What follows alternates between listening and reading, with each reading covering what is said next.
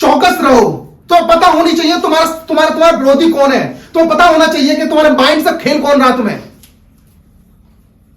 आपको पता होना चाहिए, एक विश्वासी को पता होना चाहिए कि तुम्हारे माइंड से खेलता कौन है, कौन दुष्ट आत्मा तुम्हारे दिमाग से खेलती है। मैं एक चीज जानता हूं, देखो कोई विश्वासी, मैं घर में गया था प्रार्थना करने के लिए, एक विश्वासी के घर में मैं गया प्रार्थना करने के लिए। वो कंटिन्यू चर्च जाते थे लेकिन उनके घर में मीटिंग ना हो रही। जब मैं उसके घर में गया तो उसके घर में मुझे नकारात्मक यानी दुष्ट आत्मा को साया ऐसा लग रहा था, मुझे प्रार्थना करने से रोक रहा था। मैंने बोला, मैंने दीदी इसमें प्रार्थना नहीं होती घर में। मैंने बताया दीदी इस घर में प्रार्थना नहीं होती, क्योंकि हाँ इसमें प्रार्थना होती, लेकिन ये सब चर्च में आते हैं। चर्च में तुम कितने भी जाओ, जब तक घर में अनॉइंटिंग ना होगी घर की, जब तक प्रार्थना ना होगी, वो घर आजाद नहीं होगा दुष्ट आत्माओं से। हालेलुया। आप समझ मैं क्या कह रहा हूं। रूमों से स्मेल आने लगती है। पता जब दुष्ट आत्मा को वास होता है या सकारात्मक चीजें होती है, नेगेटिव घरों में होती है ना, तो उनके रूमों से बदबू आने लगती है। आप जानते हो, उनके शरीरों से बदबू आने लगती है। आप सोचते हो नहीं हम सफाई नहीं करते इसलिए नहीं। सोचो घर गंदा है, सुबह मतलब क्या बोलते हैं। मैं एक चीज जानता हूं कि एक चीज ध्यान रखो कि कितने बड़े आप विश्वासी क्यों ना है, ये दिखावा होता है मुझे कि तुम्हारी किचन है, तुम्हारे रूम, तुम्हारे क्या कहता है, तुम्हारा घर गंदा पड़ा हो और तुम प्रार्थना के लिए जा रहे हो। समझ रहे हो मैं क्या कह रहा हूं। आप कैसे आजाद हो सकते हो उन चीजों से जो कि तुम रिचुअल्स को फॉलो कर रहे हो। तुम कैसे आजाद हो सकते हो उन चीजों से कि तुम्हारा रूम से बदबू आ रही है, तुम्हारे बेडों से बदबू आ रही है। जब वहां पर गया मैं, जाने के बाद मैंने बोला, मैंने दीदी इस घर में क्या बोलते हैं, तुम्हारे इस घर में क्या बोलते हैं कि प्रार्थना नहीं होती। बोल के हाँ प्रार्थना नहीं होती, लेकिन चर्च डेली जाता। मेरी चर्च डेली जा रहा है, लेकिन घर में प्रार्थना हो रही। तुम्हारे घर में तुम्हारे पता क्या चल रहा है तुम्हारे इस घर में। मैं उसको बोल के आया, मैंने इस घर को अनॉइंटिंग करो। हालेलुया।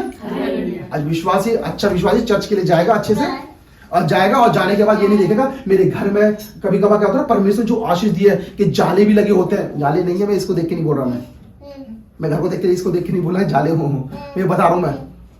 अब सोचो, आप वो रिचुअल्स को फॉलो कर रहे हो, साथ में आपके घर से आपके जो शैतान की नकारात्मक चीज है वो तुम्हारे घर से निकल रही है, तुम्हारे रूम से निकल रही है, तुम्हारे शरीर से निकल रही है, स्मेल आ रही है। तो सोच के देखो, क्या परमेश्वर का रूह, क्या परमेश्वर का आत्मा तुम्हारे साथ रहेगा उस चीज में जो कि वहां से स्मेल आ रही हो।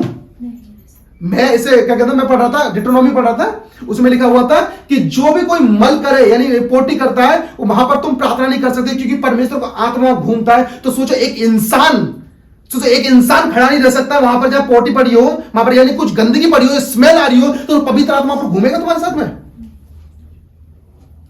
एक सोच के देखो ना ये चीज है। आज बच्चे परेशान होते हैं, बच्चे क्या बोलते हैं, बच्चे इतने गंदे हो रहे हैं, सब चीज गंदी हो रही है, उनसे स्मेल आ रही है, उनके घरों से स्मेल आ रही है। अब मैंने ऐसे लोग देखे, उनके घरों में जाके देखो क्या बोलते हैं, उनके बेडों के नीचे देखो इतनी गंदगी पड़ी रहती है। आप बिलीव करो, आप सोचो सकारात्मक चीजें तुम्हारे दिल से, तुम्हारे दिमाग से घर से बाहर निकली नहीं क्या।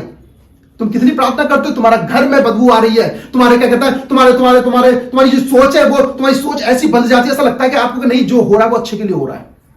आप देखो, परमेश्वर ने आपको दिया तो आपको क्लीन करना पड़ेगा। जब आप क्लीन करोगे, जब मैं SIVS में था, मैं कॉलेज में था, तो कॉलेज में एक चीज थी, क्योंकि हमारे पता है हमारे लड़कों में क्या होता है कि लड़के सफाई नहीं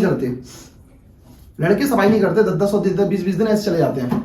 ठीक है, ऐसी पढ़ाई करके मैं सच बोल रहा हूँ। मैं रूम साफ करता था, मेरा रूममेट साफ नहीं करता था। जब मैंने उसको डांटा, जब रूम साफ करने लगा, उससे पहले मैं रूम साफ नहीं करा, मैं 3-4 दिन, तो माइंड पूरा ऐसा हो जाता था यूं करके।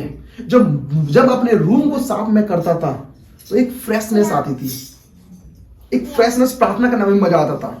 मुझे हैरानियत होती है उन लोगों के लिए कि क्या कहते हैं कि सारी चीजें गंदी होती है और फिर वो प्रार्थना करने बैठ जाते हैं और अपने आप को दिखाते हैं कि नहीं भाई हम कितने वो हैं। अरे पहले आप अपने रूम को, आप अपने क्या बोलते हैं, अपने जहां अपने घर को सुबह उठ के आप क्या बोलते हैं प्रार्थना करो, तब परमेश्वर का रूह आपके साथ बात करेगा। आप जानते हो कि आप 10-10 बजे उठ रहे हो, लोग मैं बताता हूँ, मैं खुद में 8-9-10 बजे उठता हूँ। क्यों? क्योंकि मैं प्रार्थना करता हूँ कि मेरा नियम अलग है। लेकिन एक बात सोच के देखो, जो स्त्रियां जो भी अपने घर में रहता और घर में रहने के बाद सुबह झाड़ू नहीं लगाता या अपने घर की सफाई नहीं करता, सोचो 10-10 बजे 11-11 बजे काम होता है, तो क्या उसके लेवल होगा उनका।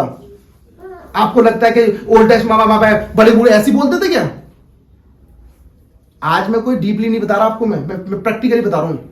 आपको क्या लगता है कि क्या बोलते हैं कि बड़े बूढ़े ऐसे बोलते थे कि नहीं सुबह उठो झाड़ू मारो, सुबह मतलब किचन में बर्तन ना जमने चाहिए तुम्हारे। मेरे घर किचन में नहीं है, मैंने देखा कभी। आप समझ रहे हो कि किचन में बर्तन ना जमने चाहिए। आज नाइट को तुम बर्तन छोड़ के जा रहे हो, सुबह बर्तन मांज रहे हो, तुम कैसे विश्वासी हो बताओ।